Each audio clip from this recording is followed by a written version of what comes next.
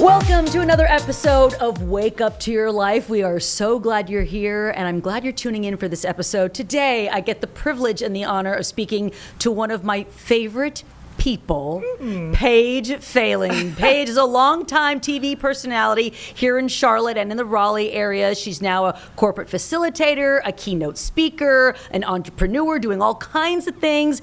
And I thought it'd be great to have you here, Page. We could do a little girlfriend talk and a little business talk. What do you think? In for all of that. I am awake to my life, Colleen. Let's go. I know you are. That's why I want to talk to you. You recently did a TEDx talk for TEDx Sugar Creek, and the theme of the entire event was perspective. Can you explain a little bit more about that theme? And then I have a follow-up question for you. Yeah, so I have nothing to do with, or had nothing to do with choosing that theme, but I was so tickled when they told me what it was because I knew I wanted to do a TEDx talk, and I had recently had this sort of epiphany moment outside of work. It was actually at one of my kids' games. I'm sure you, like me, spent hours, days, years of your life on the sidelines of kids' sports, right? Yes, all the the time. Kids, what did they play? Football, baseball, yeah, those were their sports, and I was there all the time. All the time. Yeah. And at soccer games, I was at a lot of soccer games. At soccer games, we have a rule where you have to sit 4 feet off the sideline so that they can have line refs and so that they can do throw-ins, etc. And so we have this one dad at our games, and I always call him Team Dad Chad. That's not his name, but it rhymes, so it works, right? And Team Dad Chad, Colleen, I have never caught him in the act, but I'm pretty sure he gets to the games an hour ahead of time with a ruler and measures 3 feet and 11 inches off the sideline. And that's why he's Team Dad Chad. That's why he's there, okay, because he is not only Team Dad Chad, he is also part referee, part coach, part player. I mean, he thinks he's in it to win it, right? So one day, Chad sits on the side of the sidelines, and as the rest of us get there, of course, we have to sit a little behind him because we can't sit closer than the 3 feet or the 4 feet. So we're kind of in this like inverted V. Not meaning to be, but just because of where Chad sits. So one day there's a foul on the field and the referee blows the whistle and Team Dad Chad, this is at a 9-year-old. Can I curse on this podcast or do you want me to just say beep? Say that beep. Okay, I'll say Sorry. beep. I don't know what the WCNC rules are here. I Before won't in the say- old podcast we could cuss, but now we can't. So Okay.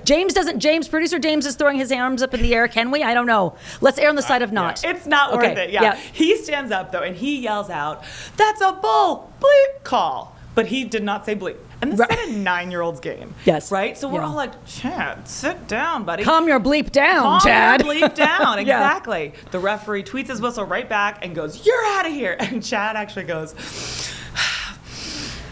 "That's fair." And he turned around and left, and it was kind of a funny moment. You know, we all laughed.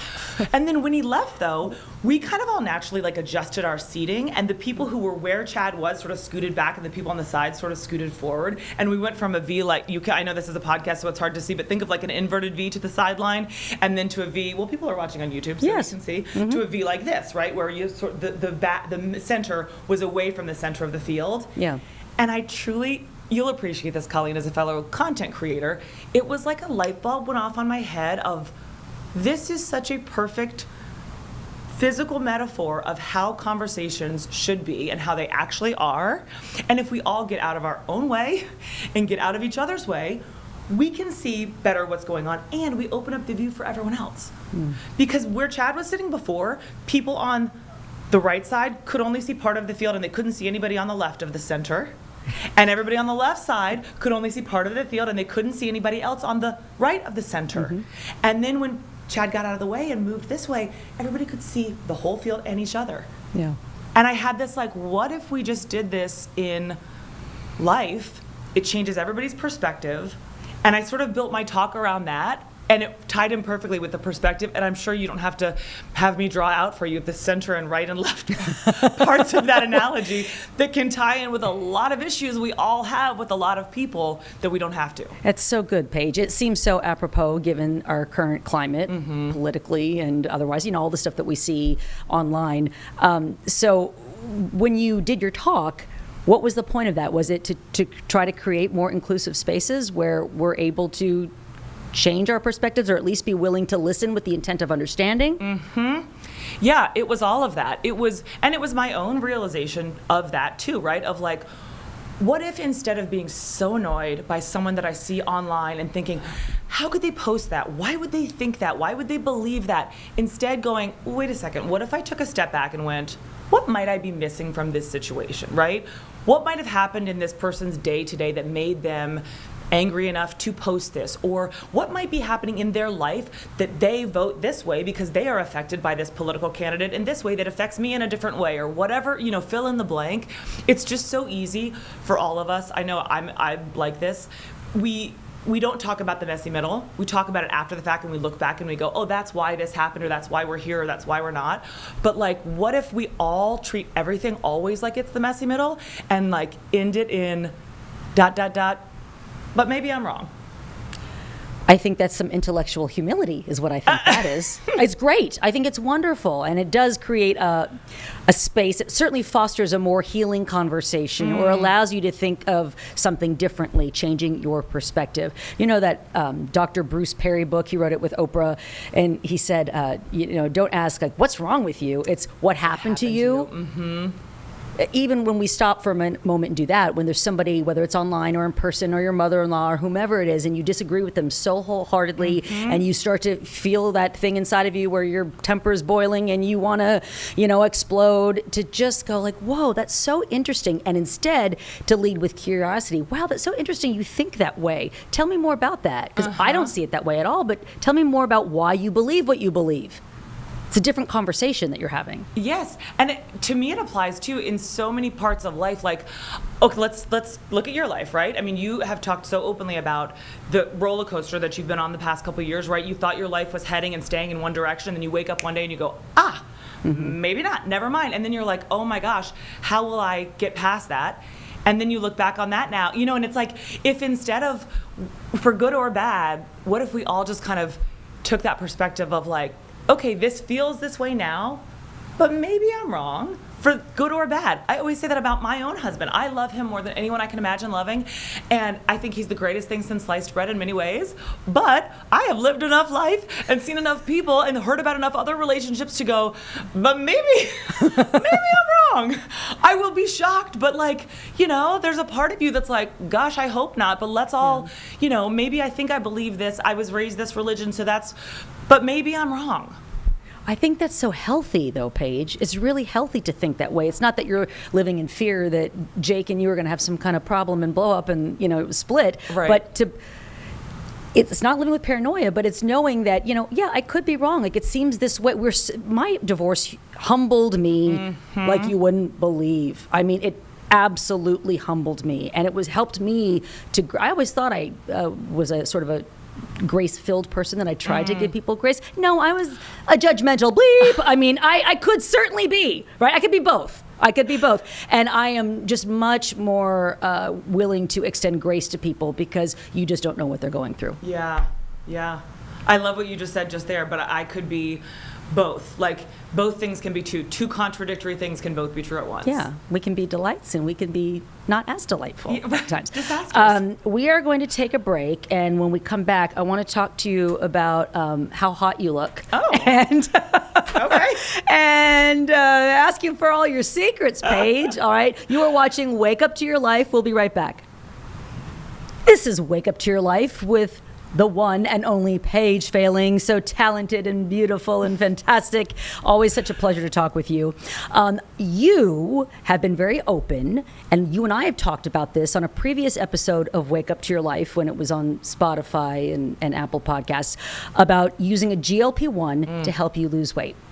And I know I'm allowed to ask you about this because I asked you ahead of time. I would never put you on the spot. I'm an open book. I know you are. You are open about taking it. You are still using one, correct? Because I think the last time I talked to you, you told me you were trying to wean off, and you said... I'm still trying to wean off. Are you afraid? Whatever that means. Are you afraid to stop taking it?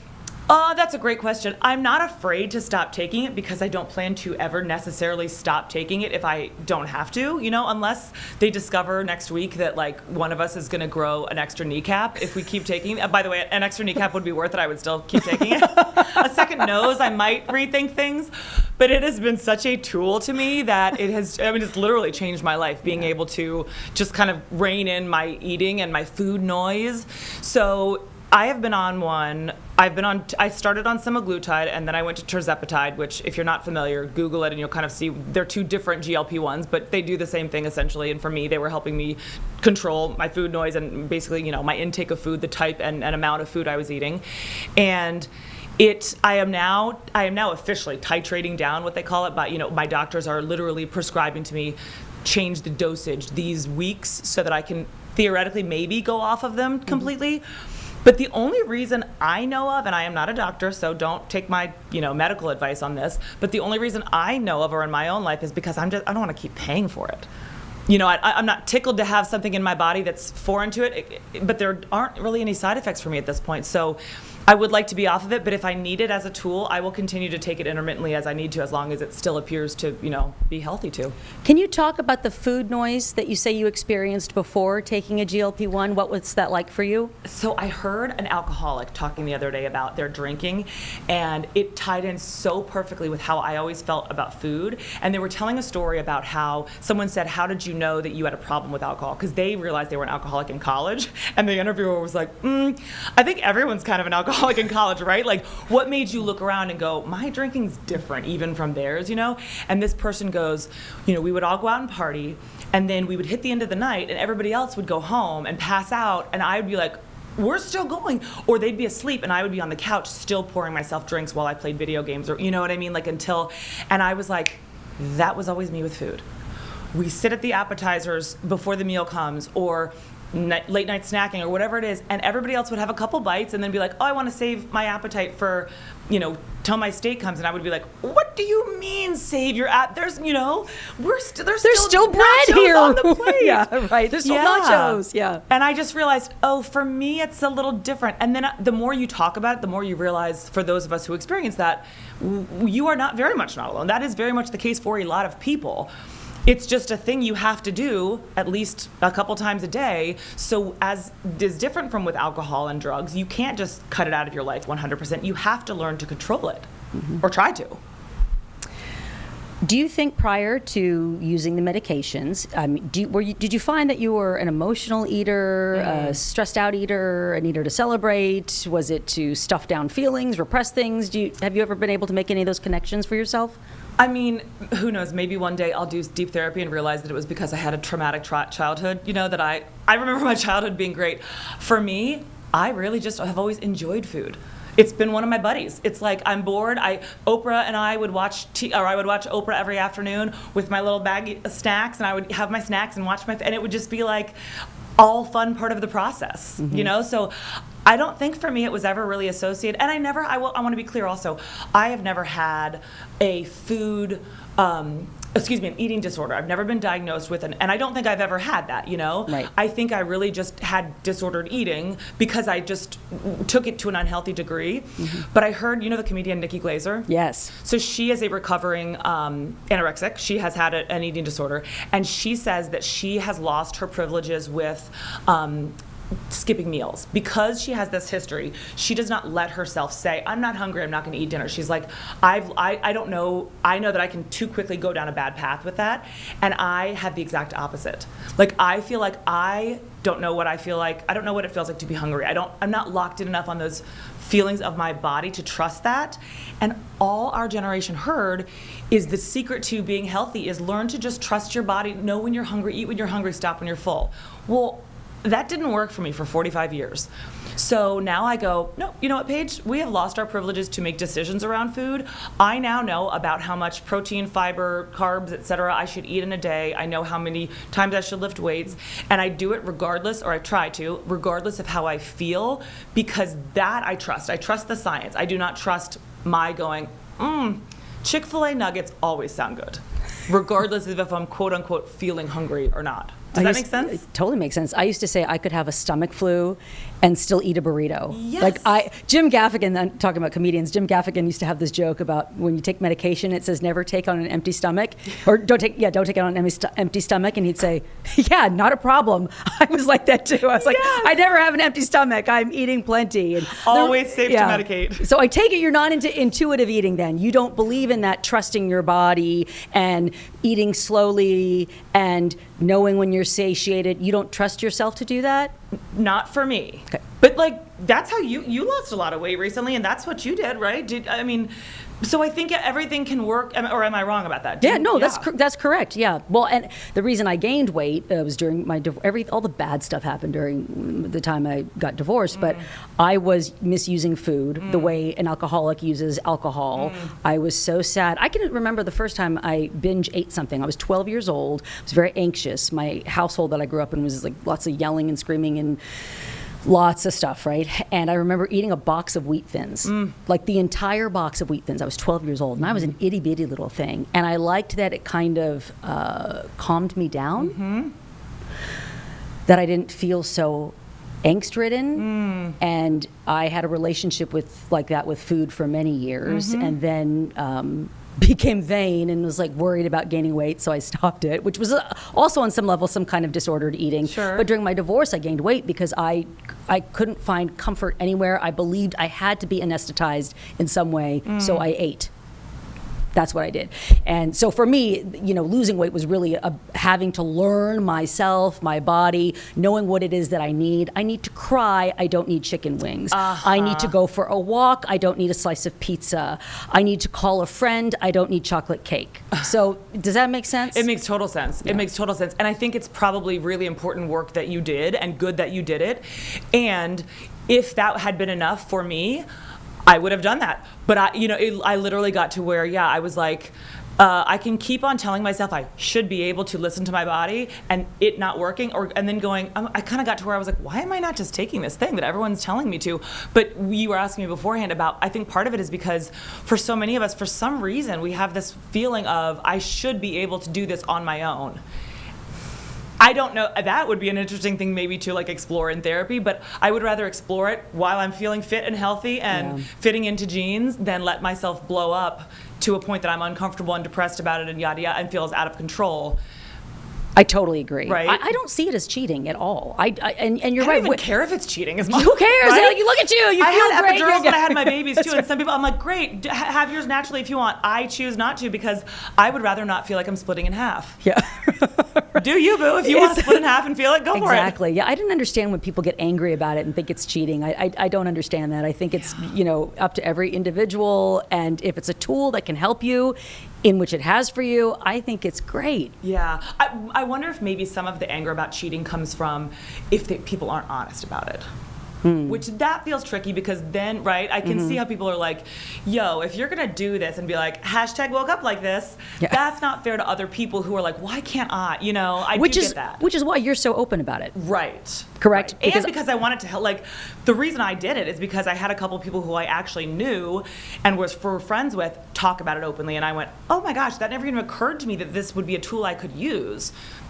So and it was so useful to me. I'm so grateful to them for doing that if people knowing that I'm doing it can help them too, I'm like, by all means, ask me anything. And it does, because when we hoard our stories and keep them to ourselves, we can't help anybody. But when we share about what's hard for us, where we struggle, when it's safe to do so, you can really help other people. So you were beautiful with an extra 30 pounds on your body. You're beautiful now. That can't be denied, Page Fehling. So we'll take another break. Back with more Wake Up to Your Life right after this. Paige, before the break, you said that you wouldn't care if you found out that GLP-1s forced you to grow another kneecap. It's totally worth it to you. Can you say more about ways in which your life has changed since you've lost weight? Yes.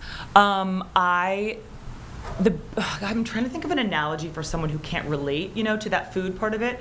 But I can't, in the absence of a good analogy, I would just say it truly takes off this, like, the first thing I used to think of when I would do almost anything would be the balancing of the food that goes along with it, in the sense that I was almost always wanting to diet or wanting to lose at least a couple pounds. And so a work trip would come up or a dinner with friends would come up, and I would think, do I eat beforehand so that I'm not as hungry when we get there? And that's what they say the trick is, right? So that you can then listen to your body and not have to, or do I starve myself all day so that night I can eat and not feel guilty like I shouldn't be eating this stuff? Now, it doesn't even occur to me, because I trust myself around food, because I know that drug, this peptide, it's like it's your little friend who goes like, you're good, and it doesn't even occur to me to keep on, going back for more the way that I used to. I never used to trust people. I don't know if you've ever had this, Colleen, but I never used to believe people who said that they loved food and they were like skinny little minis, and they'd be like, I love food, I'm obsessed with it, and I always thought it was sort of fishing for compliments. Or liars, liars, right. liars. I used to think that too. Because they knew people would be like, but you're so skinny, and you're like, oh, she doesn't not eat. And now I'm like, oh, maybe some people do, because I have a couple friends who have always said that, and I've always been like, girl, you don't know loving food. I know loving food. And now I'm like, no, I get it. I can have a couple bites of something, be satisfied by it, fully enjoy it, and then stop. So it's just such a weight lifted. So good. I would even argue that that is what truly loving food is, because I know that when I was binge eating, that's not about loving food. And I would say it was, right? That, oh, I just love food and that's why I eat this whole thing. No, I was trying to stuff my feelings down, so I didn't have to deal with them. That's what that was about, for me. And I'm with you on those people, because I have a lot of skinny, very close friends who would say they love food. And I would go, God, you don't. You don't, but they do. I know. They do. They Dang just it, had a never- healthier relationship with food than I did. So I get Yes. that now. Where do you think self-acceptance comes into this whole conversation? If a woman is out there right now listening to our conversation and she's thinking, well, Paige, easy for you to say, like, you look so great and you're so beautiful. I can't relate to that. I hate my body. Honestly, I don't know. I would, if I had a great answer for that, I would say it. For me, that particular brand of self-hatred and non-self-acceptance isn't something I can relate to. Even when I was bigger, I still liked myself. I did. I didn't love the way clothes fit. I would have loved, but I still had a good time. I still felt good about myself. But I say that too, not as a flex, but as a being honest about it, because, again, I think that some people naturally feel that way, and some people naturally don't. And there's nothing wrong with you if you naturally have self-doubt and look at yourself and it makes you feel bad about yourself. I don't feel good about myself because there's something better about me. It's just how I'm wired. You know what I mean? So, you must have really great parents. Oh, I do. Yeah.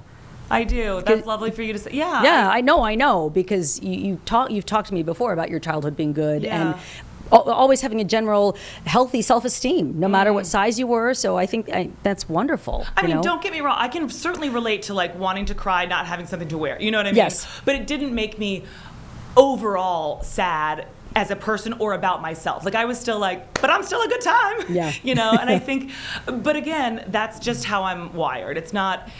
We've talked about this before in terms of people who, it's like telling someone who is tired and depressed and doesn't want to get out of bed.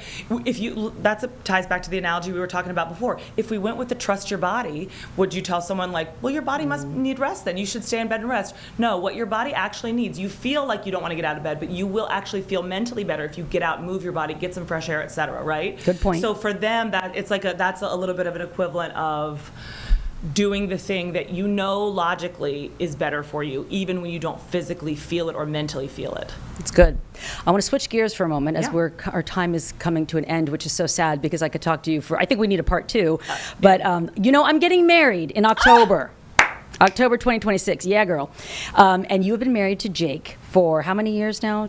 It'll be what year is it? 2026? Yeah. It'll be 20 years this September. Oh my gosh. Yeah. Okay. So, and you said you love him more than you can possibly imagine loving any other human. Don't let him listen to this because I cannot have him getting in a big head about that. But yes. Any pieces of advice on what makes a strong marriage? Boy, as soon as you say those, that's what I'm going to come home today, Colleen, and have an unpleasant conversation. That's always my fear, is you start giving marriage advice and people are like, well, show goes to show you. One thing that we do always say to each other and to anyone who asks us that, though, is a piece of advice we got from a friend at a what are they called? When you're engaged? Your engagement party? Bridal shower, Bridal yes. shower, okay. And she said, create your own normal. And for us, that's just always been really good advice of, whatever works for you and let it work for you. Don't let people tell you, don't have healthy relationships, don't have a TV in the bedroom, or don't talk about work with your spouse, or don't have your kids tuck you in because that's weird for your, don't, like, we did all of those things, and those are things that, like, our life was one way and it was different from other people's. In some ways it wasn't, but just sort of accepting that, like, what we do works and what somebody else does can work, but just knowing that if it feels like it's working for you, that's okay. Yeah, I like that. That's helps really us. good. Anything else you want to say in closing here as we wrap up? Where can people find you? How can they book you to come speak at their event? All that good stuff. Oh, thank you. Yeah, so course. my full-time job now is keynote speaking and professional development facilitation, and I speak now. My new version of my talk is on perspective, and it's on trying to help people connect with people that they think they can't necessarily connect to. So that's for, salespeople or colleagues or personal lives. I always tie it in kind of with all of the above to try to help people with that. And the best place to find me for any of the above content is just at pagefehling.com. It's Page like page in a book. That's the one bad thing my parents did. Probably the worst thing they did to me is they left the I out of my name. Therapy! I'd have so much more business if there was an I in my name. I know. They could had find to do me. something wrong, right? And then failing is just F like Frank, E-H-L-I-N-G. Pronounced failing like failing a test. So that's two strikes against me, Colleen. Paige is not failing. Paige is thriving. And in a world, we've known each other for a long time because of TV business, and in a world of local TV where people come and go, and there can oftentimes be big egos and some level of phoniness and some, no small amount of backstabbing. You have always been a delight. And you have always been the real deal and authentic, which is why I'm so drawn to you. You are who you are, always, in all circumstances, and I appreciate that so much. Ditto on all. Right back at you. Thank you. Thank you. Paige, yes. Yay. There will be a part 2, everybody. There will be a part 2. All right, thank you so much for tuning in to another episode of Wake Up to Your Life. If you like it, please tell a friend, share the link, spread the love. That's the best way you can help this show to grow, okay? I am rooting for you. See you next time.